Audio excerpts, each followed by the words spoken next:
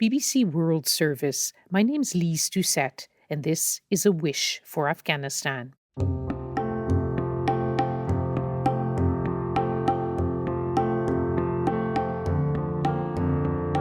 When was the moment when you first saw a real piano? I remember this very precisely, I remember like a picture. I entered this learning center, and as soon as I entered the building, I could actually hear the piano. And I think as soon as I saw it, I just fell in love. Love at first sight. That's what happened to Arsan Fahim, Afghan pianist, conductor, composer. Just 21 years old. He created the music for our series, and music has shaped his life. Music is not just an important part of my life, it is my life. Like everything else in my life is surrounded by music. If you've been with us from the start of our series, and we hope you have been, you may remember how it all began. With a wish, making a wish. What do you wish for? Arsan's wish came true. In early August, he travelled from Afghanistan to America to study music on a scholarship. Then, 2 weeks later, the Taliban swept into Kabul. The last time they took power in the 90s, music was banned. I can't think of a single reason to ban music. To me as a musician, it's the most beautiful thing in the world. It brings so much hope, so much joy. It shares so much love. It's not about why not stop music, it's about why stop music, why ban it. The Taliban haven't officially banned music so far, but many musicians fear the worst. They fled or went into hiding in the first weeks of Taliban rule, including young men and women who, like Arsan, studied at Afghanistan's National Institute of Music. It's regarded as one of the great cultural achievements of the last 20 years. Students playing Afghan and Western classical music, and its all-female orchestra Zora performed around the world. In the last few weeks, many finally left Kabul on evacuation flights overland across the border. Among them, a 16-year-old cellist. She sent us this message from the US. Hi everyone, this is Mina Karimi. While I cannot share the details of my journey, there is one big message I wish to share with everyone. Help others to achieve their goals, stand for each other's right, and be the power for each other. Our story this week is about Mina and Arsan. It's about their generation, the best educated, most connected generation in Afghan history. For them, music has never been just notes on a page, music for music's sake, or even a distraction from the war. No, music became their own weapon of sorts, helping them confront the dangers and the demands of their deeply traditional society. All of us here, the girls, the boys, when we create music, in a way we are protesting. We are saying that you cannot silence us. We will continue playing music. You cannot stand in front of progress. I first met Arsan a few years ago. I heard the sound of a piano in a Kabul hotel, and there he was. I already knew his work. Even as a young teenager, he was writing orchestral pieces, expressing hope for peace, honoring Afghan journalists, Afghan women killed in conflict. Then early this year, on a cold winter's day in Kabul, he told me about his latest project.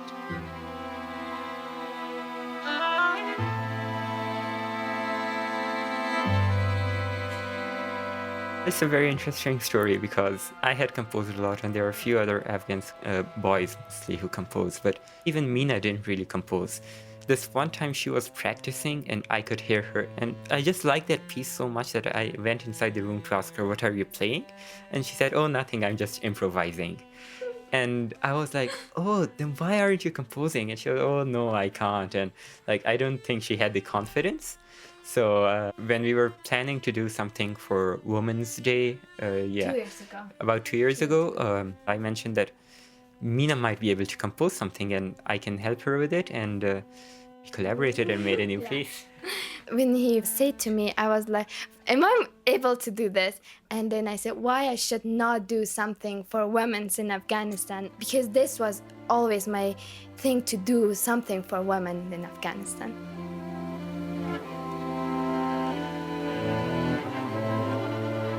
This is what they created together, Dawn.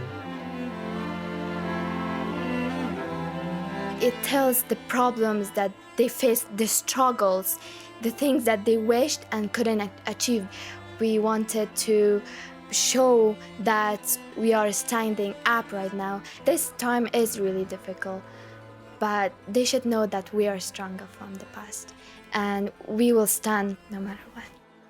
A piece by the young woman called Afghanistan's first female composer. But something else about this piece intrigued me. I'll tell you about it later.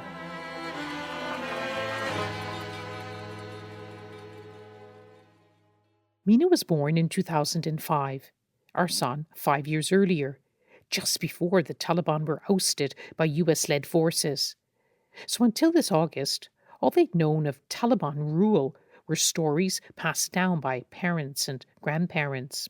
Yeah, the girls couldn't go to school, the girls couldn't go to outside, they just stay at home. Like, it was really worst time for women and girls in that time. Arsan, you were born not in Afghanistan, but like all too many Afghans, in a refugee camp in Pakistan. Yes, unfortunately, my family had to move to Pakistan before the war. Which war? There were so many. This was a civil war, before the civil war, and I was born there. Then came 9/11, another turning point, the attacks on New York and Washington. My parents tell me that even when I was a child in 2001, a baby basically, I did kind of know that something bad has happened in the US, and I would say Amerika Radam, which is a childish way to say a plane in America fell down or hit something. So it was such a big thing that even I, as a baby living in Pakistan, it was part of my life. So yeah, it was a huge thing for every Afghan. Who can forget that moment? For Afghans, for others, there was hope that out of this darkness could come a moment of change, a new chapter for Afghanistan. I'm Lise Doucette, broadcasting live from Kabul. And in a dark city, there is still much light, and now some hope. A new interim council is set to take power here in Kabul on December the 22nd. Will Afghanistan's leaders be up to this task? The United Nations... In those early days, the world came knocking on Afghanistan's door. New ideas, new aid, Afghans from the diaspora, foreign advisors, foreign armies.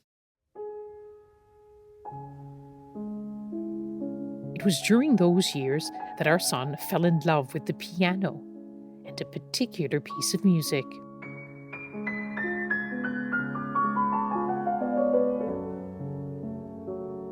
When I was really young, I had seen the movie The Pianist, and it had really inspired me. It's based on a true story about a Jewish pianist who had to go into hiding during the Holocaust. I don't even think I really understood the film at the time. All I understood was somehow music saved someone's life.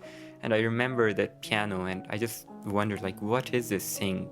How does it look in real life? How does it sound in real life? Perhaps you've also seen the film. The pianist escapes being sent to a Nazi concentration camp because a German officer falls in love with his music. He actually played the Chopin Nocturne in C-sharp minor, and even until today, most of the pieces that I play are Chopin, and the C-sharp minor Nocturne, I play it often, and I still just can't get enough of it. Mina, you're a cellist. When did you first meet a cello?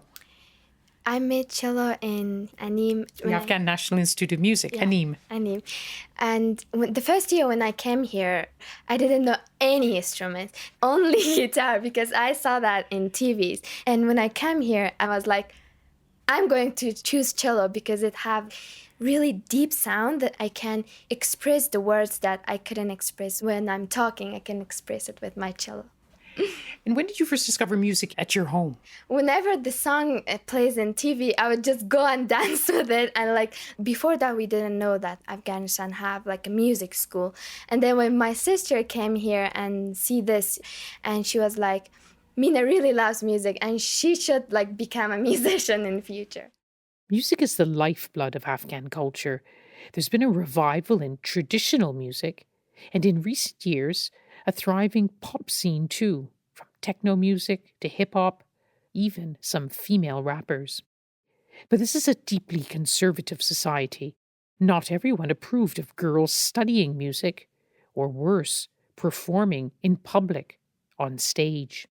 As you know, like some people in Afghanistan doesn't really understand and love music. So my father was worrying, but my mom was like, my daughter should study because my mom doesn't get the chance to like go to school and study and continue her education. And Afghans are very big families. Your aunts, uncles, cousins. What did they think about you going to music school? We didn't tell them because they really hate music. When you say hate music, what was it about it they didn't like? They were saying that music is not a good thing for a girl or even a boy. They were like, no music in our family. Not only did Mina make music, she took to the stage, the world stage. You're a member of the Zora Orchestra, which is an all-women orchestra. It's famous around the world. I remember when it came to London, everyone celebrated it. It was such a positive symbol of Afghanistan. Tell me what it feels like. I remember when we finished our concert, there was like, yeah, like they were really happy. You had standing ovations. It was incredible. It was like a dream.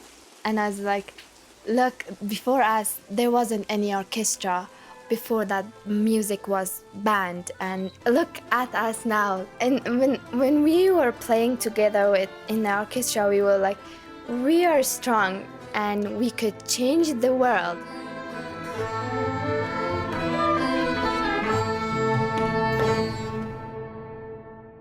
Our conversation took place in late May at Afghanistan's National Institute of Music, a cluster of buildings tucked into a leafy side street in the west of Kabul, behind an unmarked metal gate. We all knew then that the US, other NATO armies, were pulling out the last of their troops, and what that could mean, the return of the Taliban.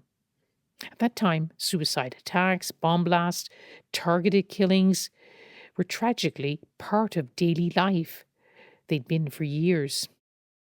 When I came to the National Institute of Music today, there's armed guards, special forces outside.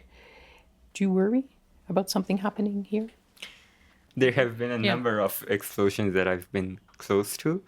So there was once an attack. It was walking distance from our school and it shook the school. And we have this one room that has an armored door. So everybody went inside that room and then there was this chaos. And yeah, I was there too. I was with the other small girls because they were crying, all of them.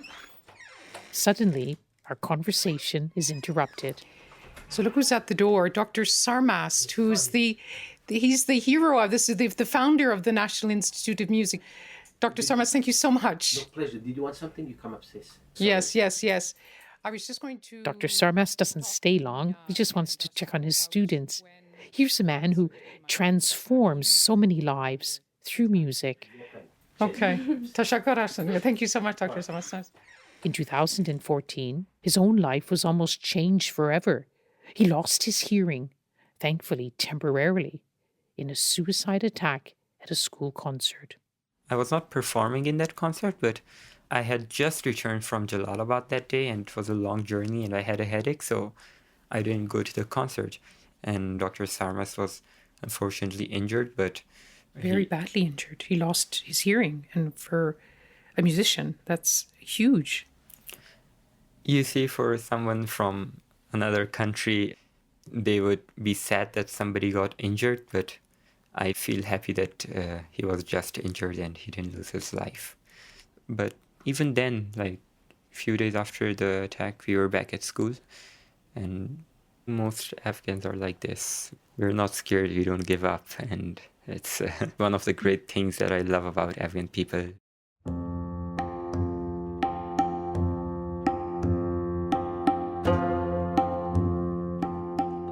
So I'm sitting with you, young Afghans. Our son's wearing jeans and a bright check shirt, and you're wearing a lovely striped, it's sort of coffee-colored and like yellow, and you don't have a scarf on your head. Yeah, It's I very kind of trendy never- tunic and trousers. Well, I never wear a scarf.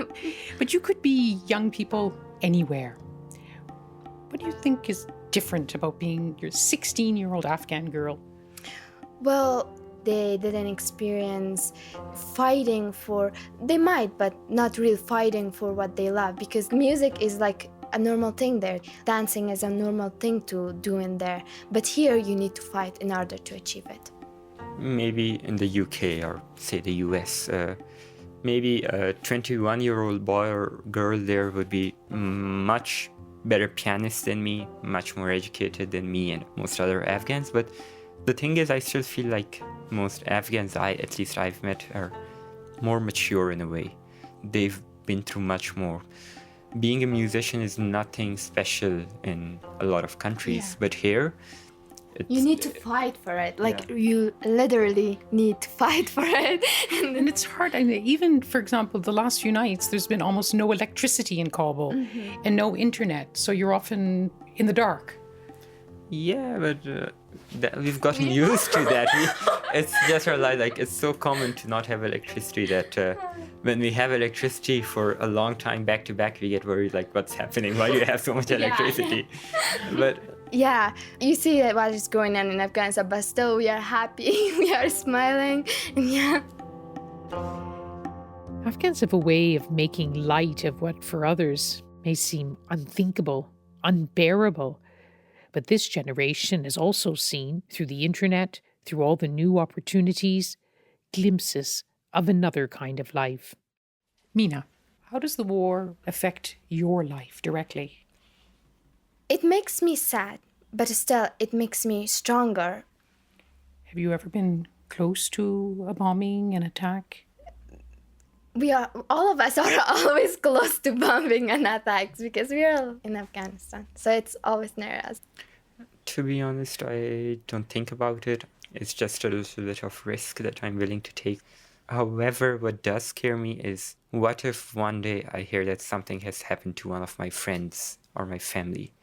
Just a few days ago, we had the Eid celebrations here in Kabul, and it's a time where families get together and have fun and relax. But just a week before then, there was this huge attack that happened at a school in Kabul, and a lot of children were killed, mostly girls going to a school. And I just can't stop thinking about it.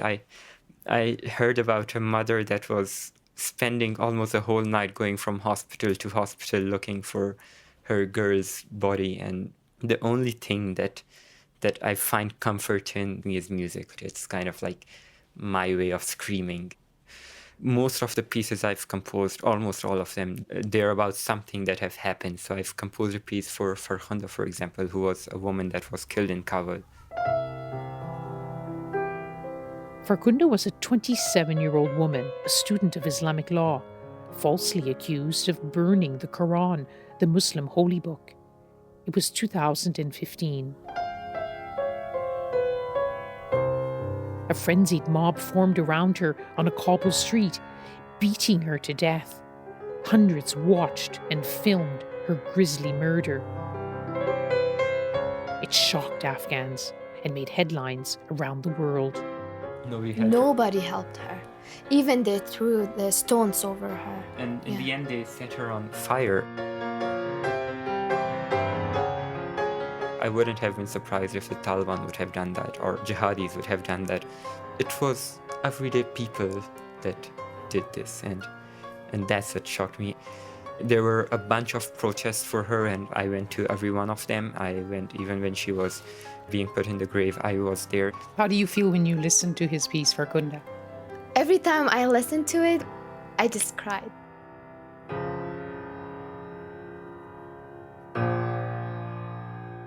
You can hear that same emotion, that awareness of the threats and pressures on Afghan girls and women in Mina and Arsan's composition. It's the piece, Dawn, you heard at the start of this programme. And it premiered in London last weekend. An international tribute that feels even more poignant now as the Taliban issue new restrictions on the lives of women and girls.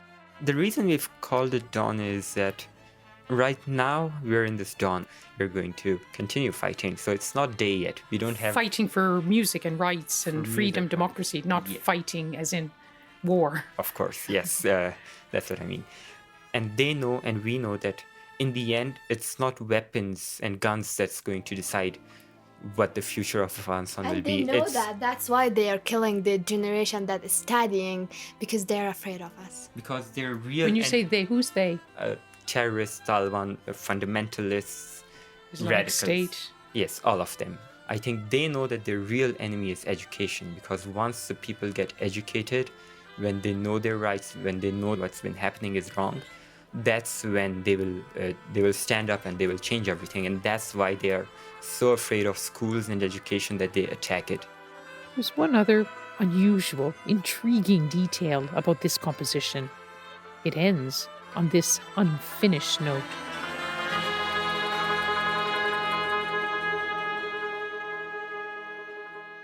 A message, they say, that the story of Afghan women is still not complete, is still to be written. What is the note you're striking when it ends now? It finished like this, like close, like You're putting your hands together in a tight grip, like as if so- you're worried. Yeah, we ended like tell everybody we are going to take all our rights no matter what. Nobody can stand in front of us. Now it's the Taliban they have to face.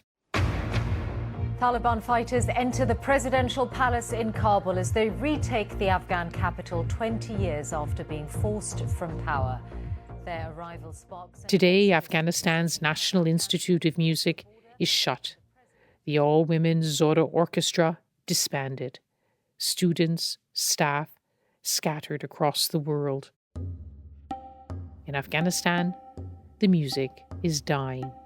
I recently spoke to Arsan at his new home, for now, in America. My friends and family tell me that from the television you hardly get to listen to music anymore.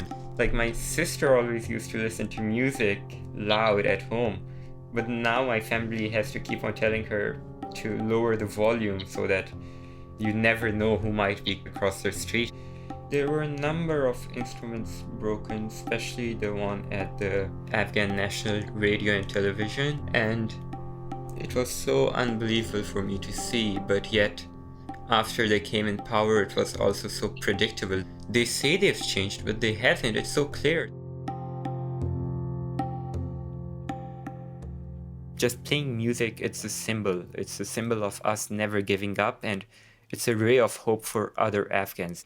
Because if we give up on this, then how can we fight for so many other things like education and freedom of press and other freedoms? Like, how will we be able to argue for that if we give up on music?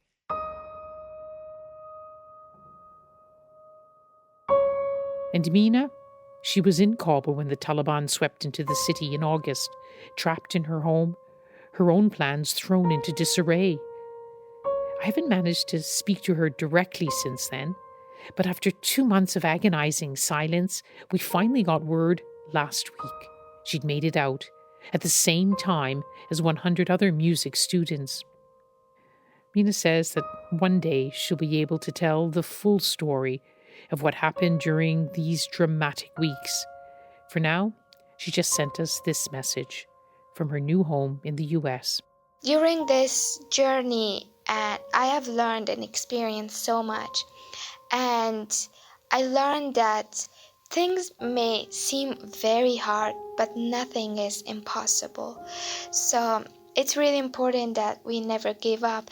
And I'm so grateful and happy that I'm able to play cello and practice and perform with orchestra once again in my life.